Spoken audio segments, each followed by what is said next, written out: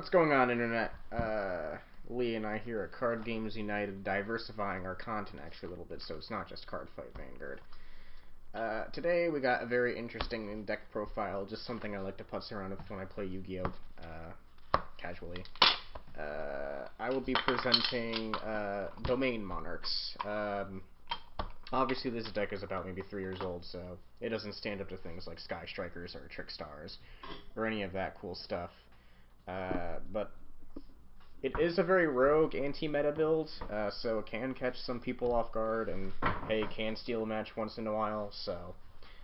but most importantly, though, it is just kind of fun to play, even if it doesn't win all that often, so... So, I haven't played Yu-Gi-Oh! In years. Andre is a little more casual than, competitive with the game. Eric is our competitive person in Yu-Gi-Oh! He's got his Sky Strikers decks now, so he's the one for most of our content, but this is kind of just something I wanted to show off, because it's... Yeah, so this is going to be, again, like we had with DBS, this is going to be sort of a soft intro to Yu-Gi-Oh! On the channel. Until we can get a little more. I think our Carlos even kind of just has a fun deck he likes to putz around with as well, so maybe get involved in that. Because, again, I've been very aggressive, and I'm very much in favor of Vanguard. Well, we love Vanguard.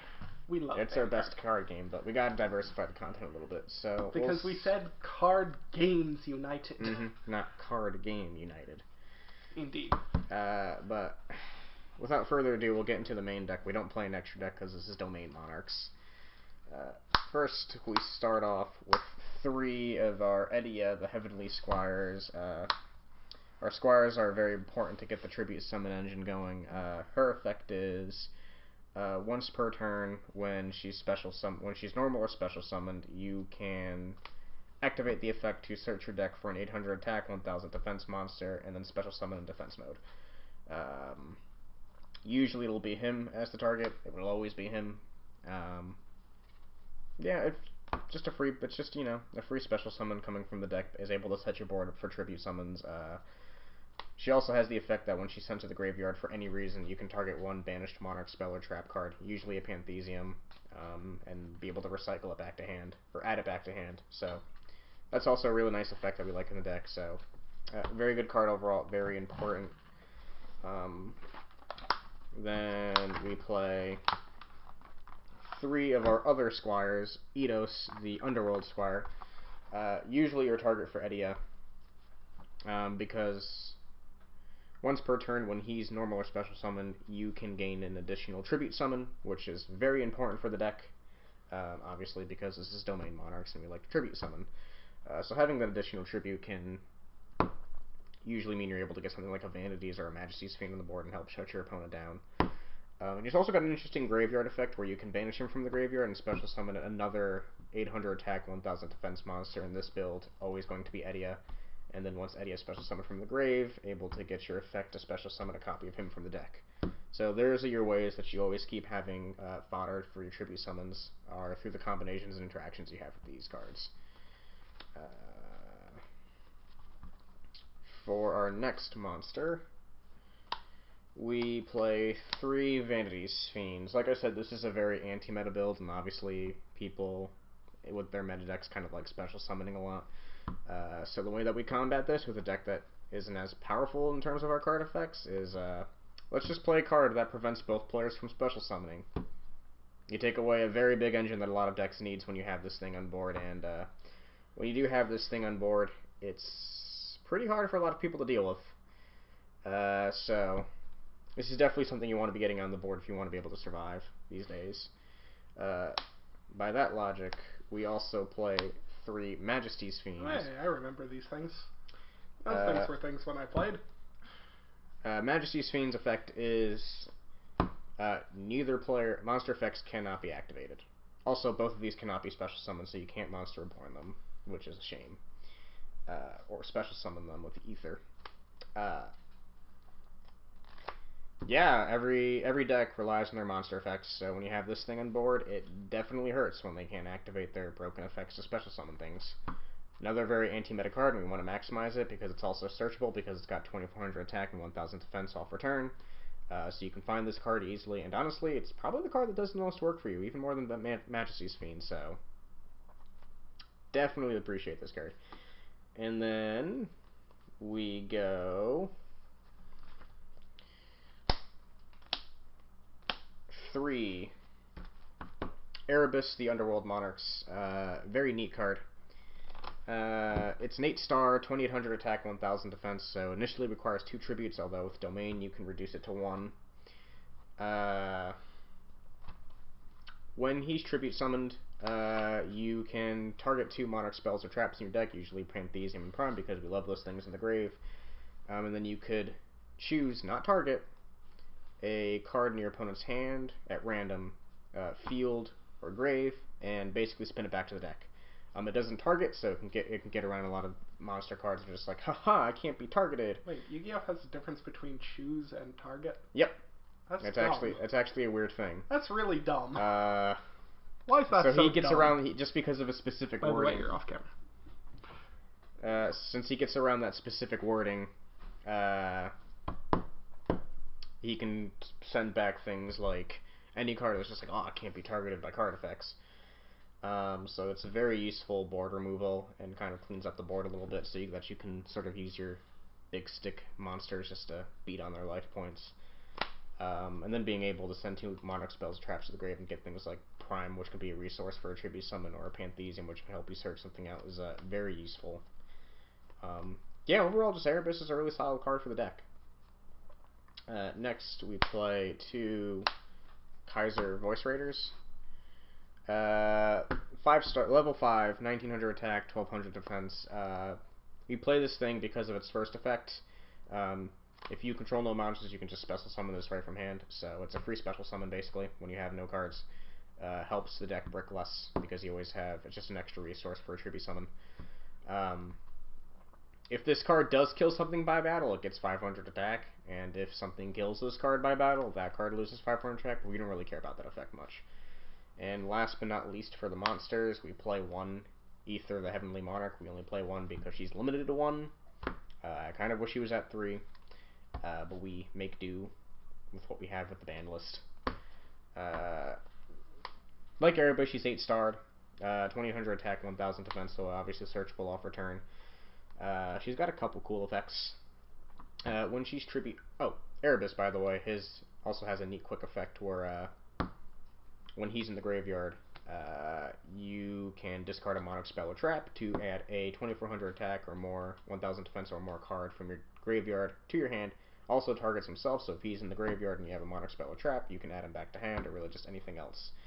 But anyways, with Aether, what her effect is, when she's successfully tribute summoned, you can send 2 Monarch spells or traps, just like Erebus, to special summon a 2400 attack or more, so it can be Erebus, and special summon it, and then it bounces back to the hand of your end of the turn. So very useful for setting up boards for a potential knockout blow of that turn.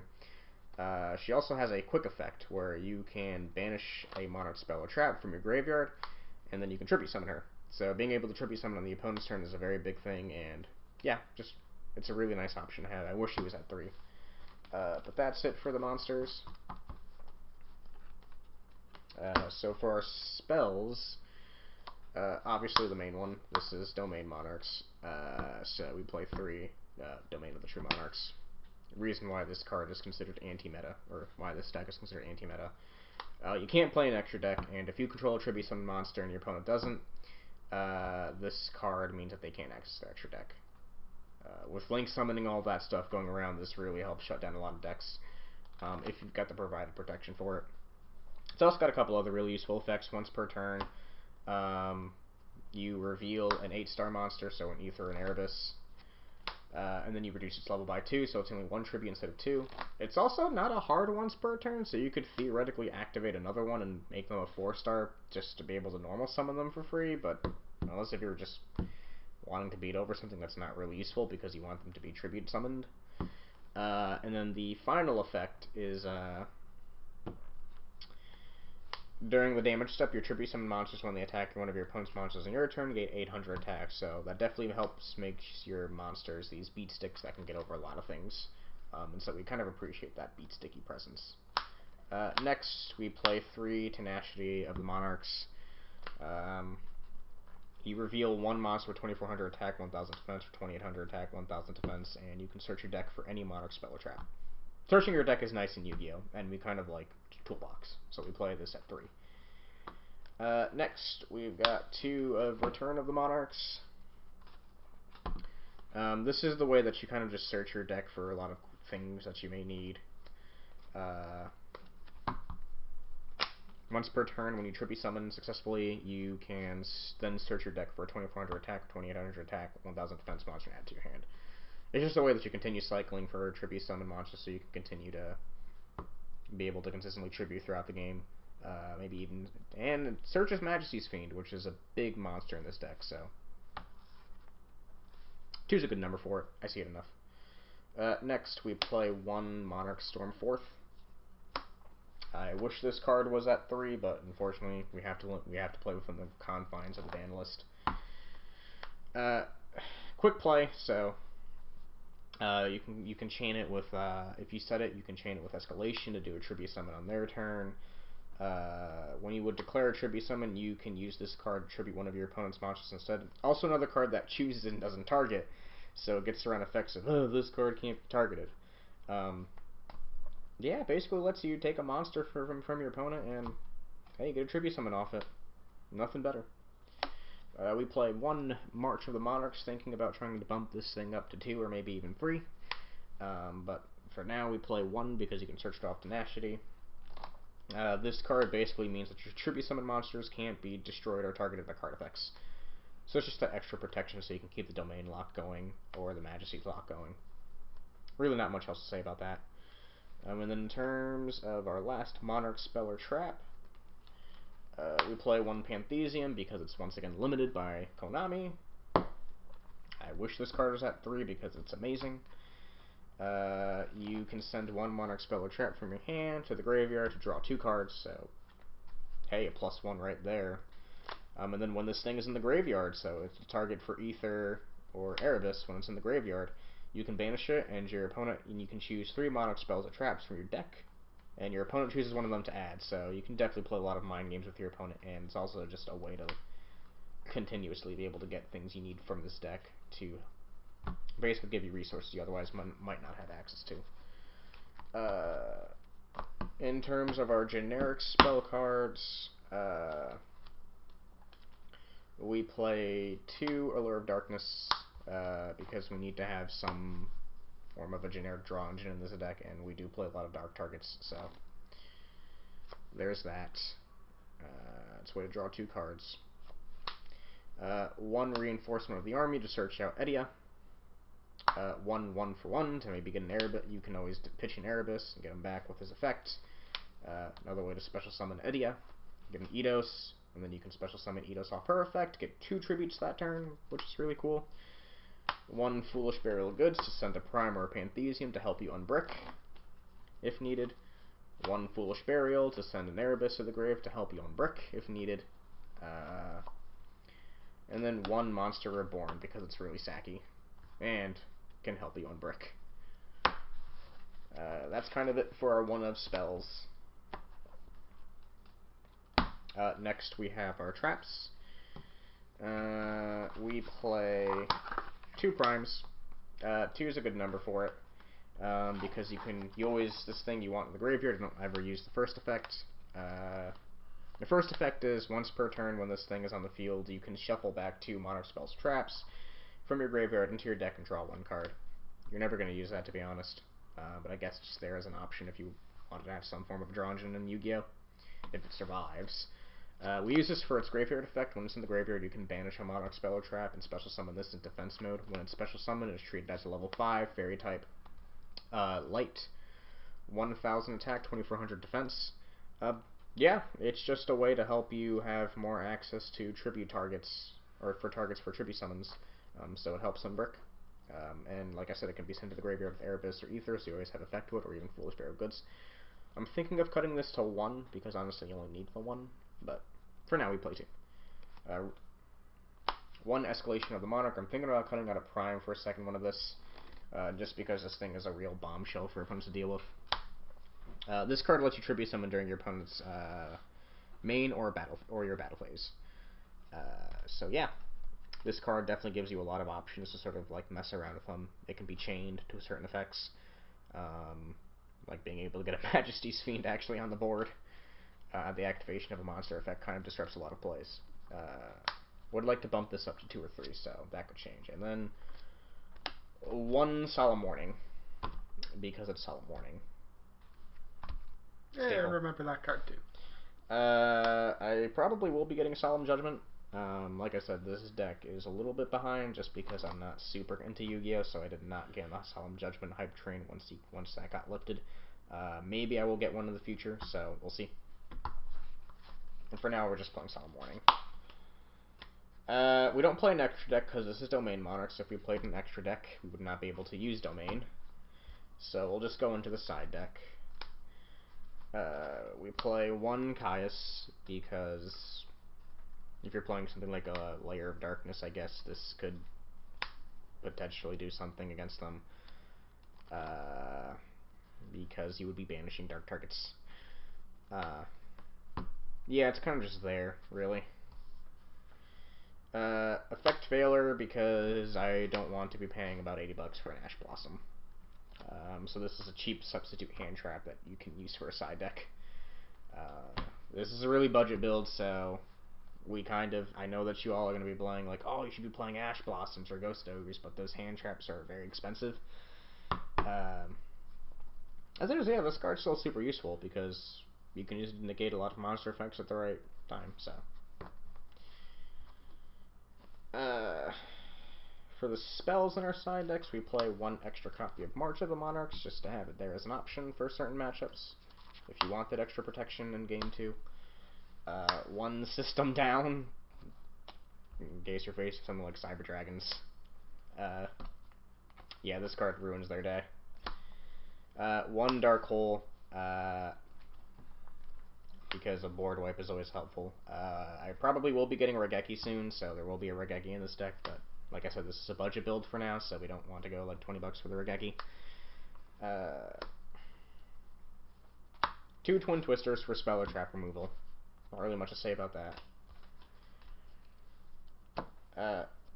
Mind Drain, in case you notice your opponent is playing a lot of hand traps, then you could always side this card in, and if you get it, it's pretty good to have. 1 Solemn Scolding. Nice side deck option to have.